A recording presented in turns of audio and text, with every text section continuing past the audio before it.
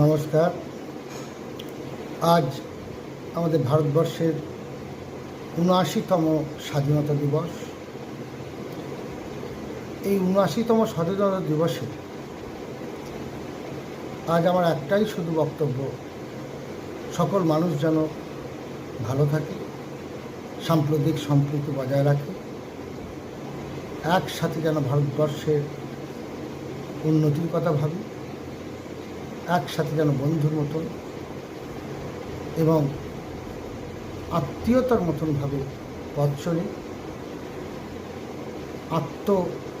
চিন্তাভাবনাকে ছেড়ে ভারতবর্ষের উন্নতির কথা ভাবতে হবে। একে অপরের সাথে হাতে হাত মিলিয়ে দেশের কথা, দশের কথা চিন্তা করতে হবে। এই স্বাধীনতা দিবস তো শুধুমাত্র আনন্দ করা, ফুর্তি করার জন্য নয়। এই স্বাধীনতা দিবসে একটা করে আমাদের নিজেদের ব্রত নিতে হবে, কিছু একটা তো করতে হবে, যাতে অন্তত আমরা মানুষ বলে পরিচয় দিতে পারি। যে সমস্ত স্বাধীনতা সংগ্রামীরা নিজেদের রক্তের বিনিময়ে দেশকে স্বাধীন করেছিল, তারা কি এমনি স্বাধীন করেছিল?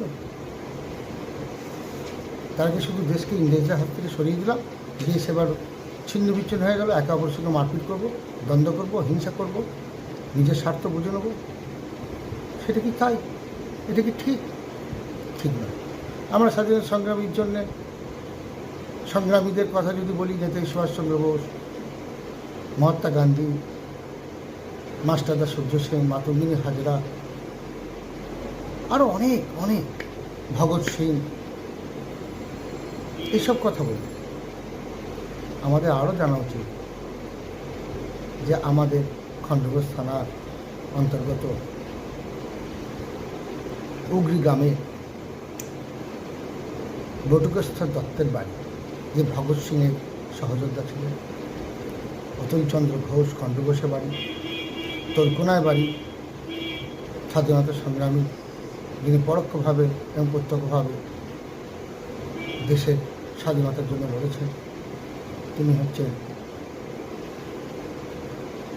রাসবিহারী ঘোষ মহাশয়। এবং আরেকজন বিখ্যাত স্বাধীনতা রাসবিহারী বোস, সুবলদায় বাড়ি। এদের কথা আমাদের মনে রাখতে হবে, এদের জন্য আমাদের স্মরণ করতে হবে। আগে তো নিজের এলাকাকে নিয়ে গর্ব করতে হবে, এরপরেও আমাদের ভাবতে হবে যে এই যে স্বাধীনতার তিরঙ্গা, এর ডিজাইনার